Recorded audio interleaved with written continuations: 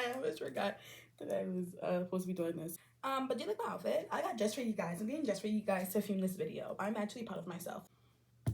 We on our OTF shit, you heard?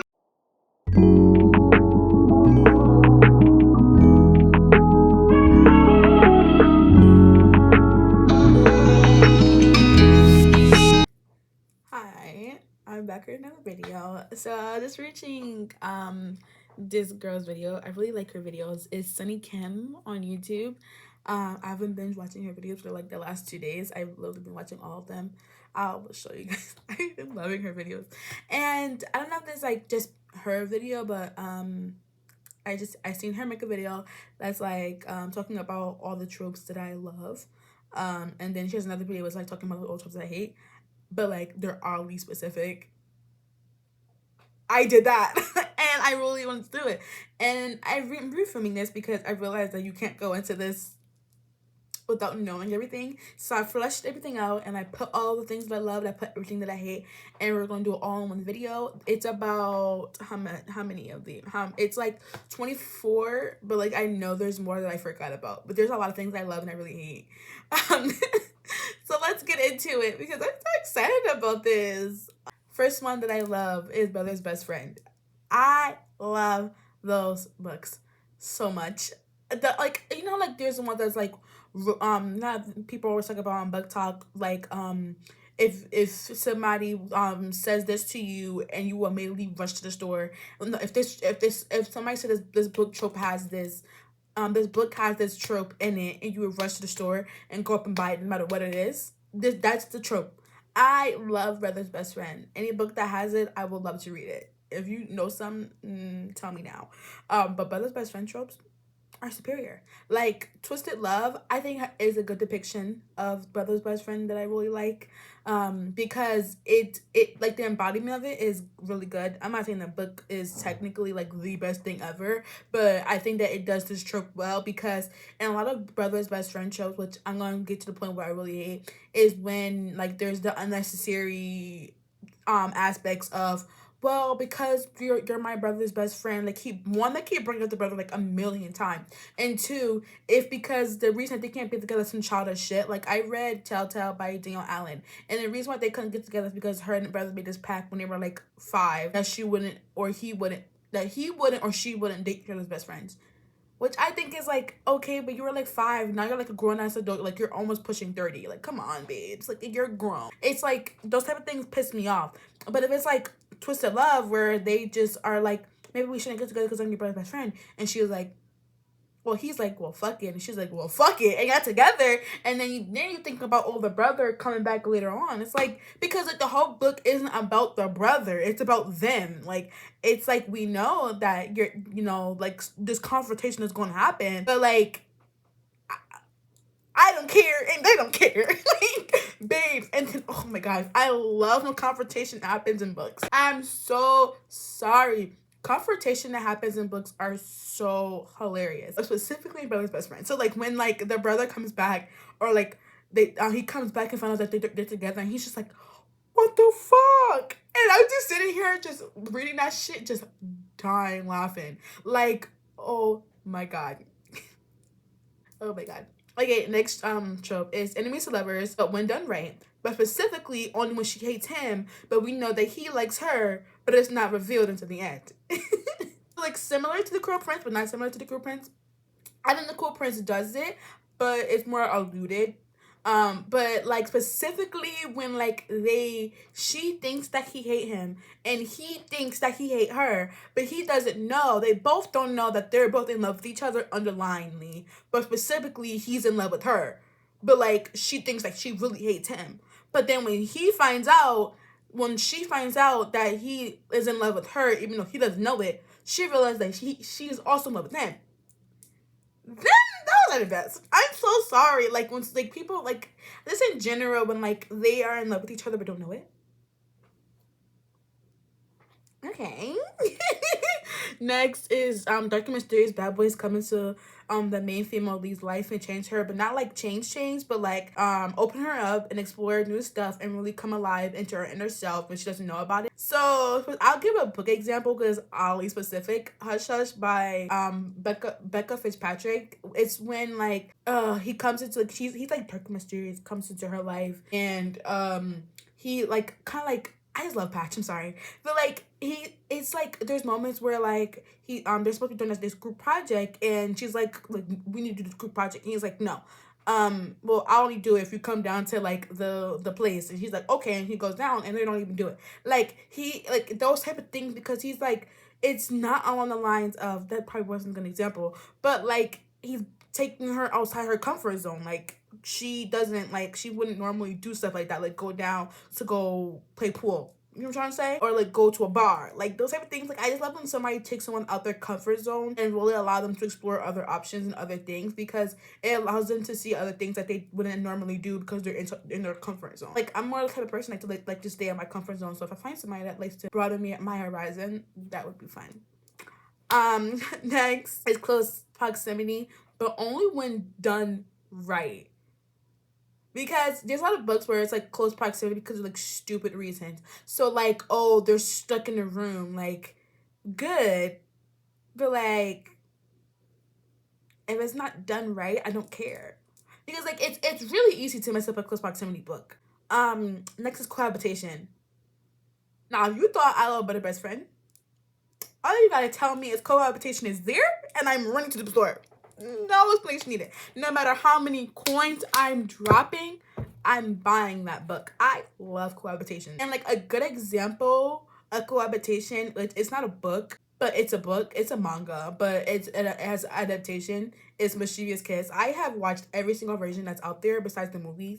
But I've the Japanese movies, but I watched the show. It's one of my favorite. But like literally, Mischievous Kiss does it well. Cohabitation is like one of my favorite tropes. Like I just like the ability that the person that they're with happens to live with them. And like that's kind of like similar to close proximity because like you're like you can't do anything because you live together. Like and it forced them to, and I really like that because it also forces them to one, be together, but two, to hash out their differences because you got to go home to that person. So I know. Okay, I like the arranged marriage tropes. I really do like arranged marriages books. They're like so interesting. Like the fact that the parents arranged that marriage with arranges the marriage and they're supposed to be together. But like specifically, I like the ones where they know the person that they're supposed to be with, and the main girl is in love with him, but he's not in love with her. Ooh, those are so good. Next one is hate amnesia trope, but I really like loss of memory when the only person that breaks her from her memory loss is the love interest.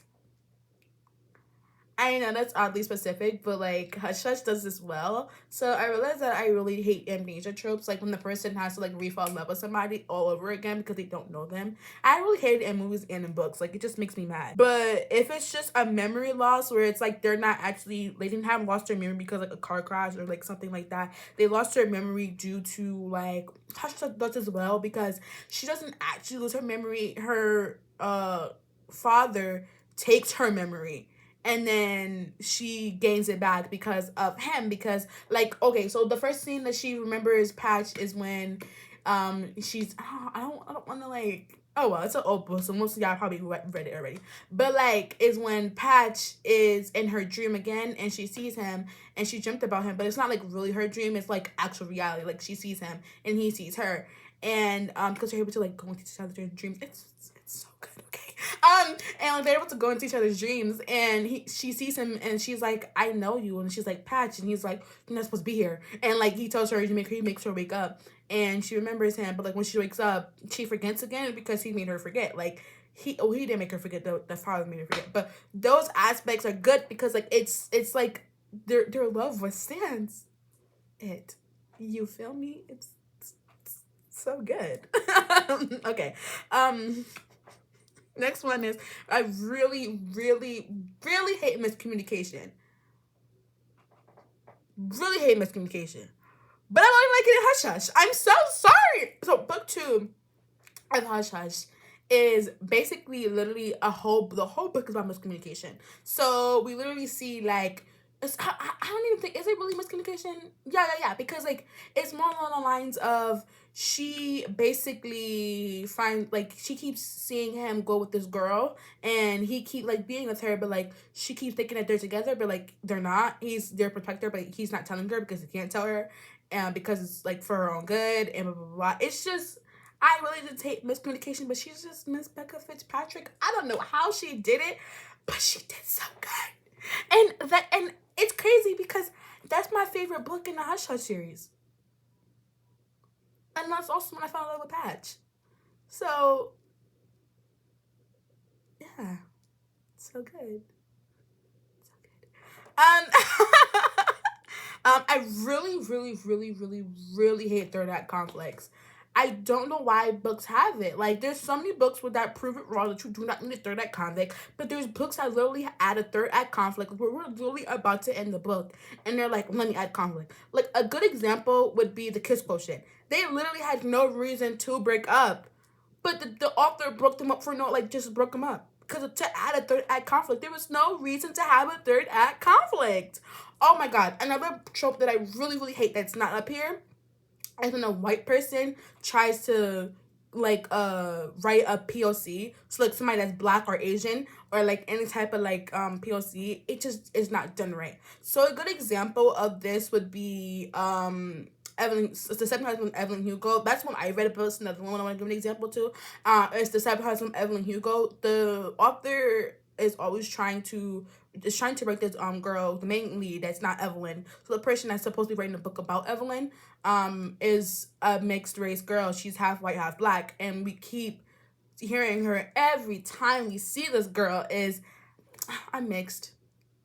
Like, girl, we get it. You're mixed. Like, I don't need you to keep telling me that you're mixed. Like, it's not needed, and they keep doing it every single time. Like, can you please stop? I really hate it. Another book that I think that also does it is it's a really popular right now on Book Talk. It's a part of this series by Lauren Asher. It's the second book in this series. The main girl, Iris, is black. I did not read the book yet, but I was waiting for somebody to come out and tell me about it, and somebody finally did. So like everybody can talk about how it's just the best thing ever, like Miss Lauren Asher writing a black girl, but then you see like things like a white author, she doesn't even have black friends.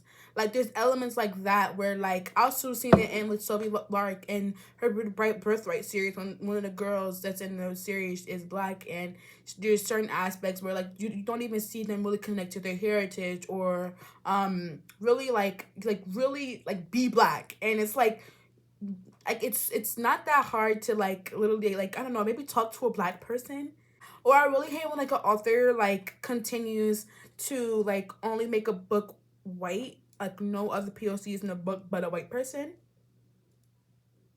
Like I'm not understanding why every single character in this book is white. Like I don't see no Asian character, no Hispanic character, no black character. Like I'm not understanding.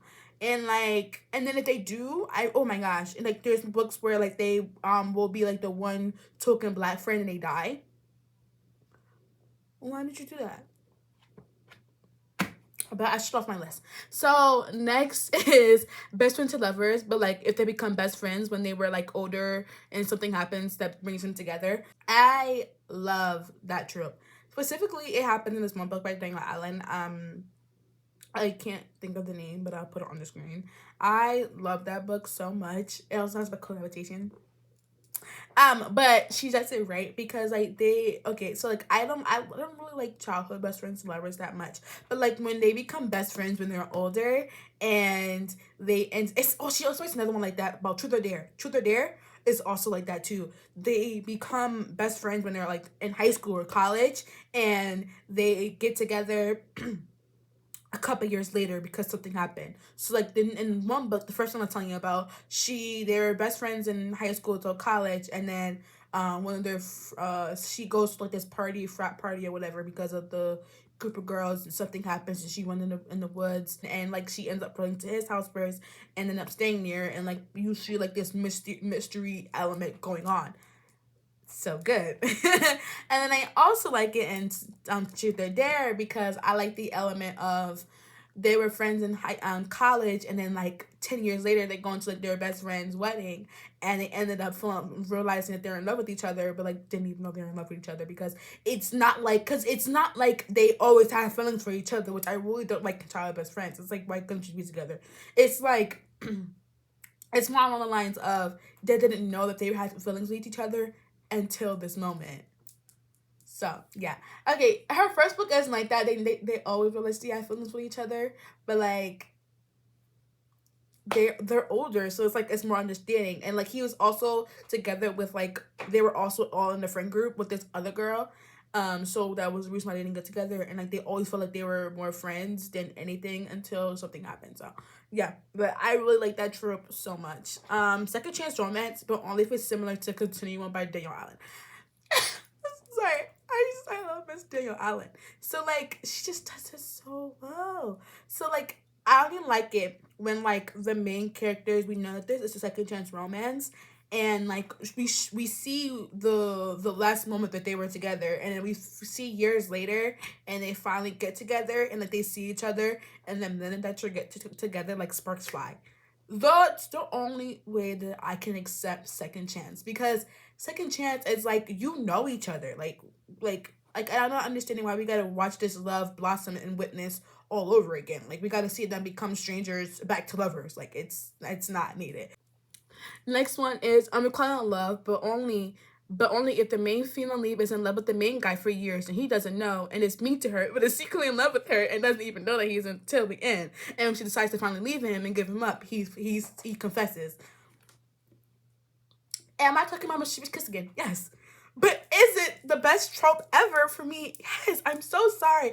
I know why people hate when like the main girl like is in love with him and he's not in love with her until like the end, and then like finally says I love you after like something happens. Given, I hate that too. But I eat it up every single time. Like okay, I don't hate it. I actually really love it. It's like a guilty pleasure. It's a part in like the show where like she says, I'm gonna give up on you, and he's like, okay. But then like he finally like see that she's really giving up, like she's finding somebody else. He's like, I love you. Like I don't like when it took that long for them to get together. But I love when it takes that long for them to get together. It's like a love-hate relationship with that trope that I love. And like if you can give me a book that's like that, I will literally love you forever. Like if you can really give me a book that's literally like mischievous kid wrapped up into a book, I will literally love you. So hey. Next one is I really hate dual POVs. I do not like dual POVs with the main characters. I only like being in the main person's head. So like say if the main person is a guy, because it's a male romance, or it's just because it's the book is take place in the guy's head. I don't like if I'm seeing the other person's POV. Like I don't understand why I gotta be in their head. I like to be in one person's head in one book. Like it's not that I can't like multitask. It's more along the lines of I just don't like it, because then I gotta get used to this other person's head, and I really like hate like I'm in this person's head and I'm really loving being in their head right now, and the next thing you know the author want to change it out. Like girl, I'm not asking you to change the character right now. Like I want it to be in her head again. Like what are you doing? It just makes me so mad.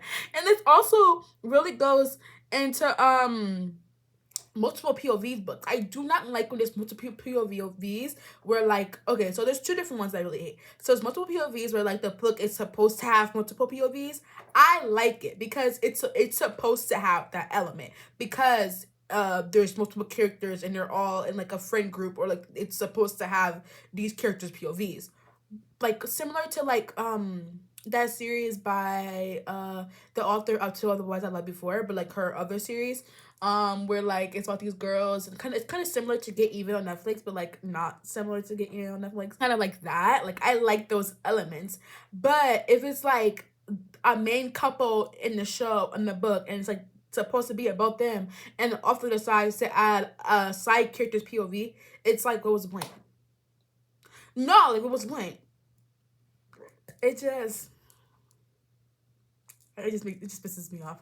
I really hate when books explain stuff over we already know. It just makes me mad because I know what happens. You don't need to tell me again in the next book. So kind of like I know the author does like to refresh the people's brains in the book because they probably have read the book in like 3 years because the book came out 3 years later. But like I'm also not asking you to reread to tell me that shit because I probably already either reading this book right now and I'm reading it like right after, or even if I read that book 3 years ago, I didn't actually read it telling me the shit that I already know. Like, come on, babes, you don't need to tell me again. I know, like that shit just pisses me off. Um, I know this is a controversial one, but I really like the pregnancy trope. I'm sorry if the pregnancy trope is good, and you can't convince me otherwise. Period. In the discussion. Cheating, but I only like it when the main girl or main guy cheats with the love interest. If it's like the main girl and the main guy cheats on the love interest, I don't read it. It makes me mad. The first one is like I just said, like when the person cheats on that person. It's like, okay, the book could be about cheating, but like if the main lead gets cheated on,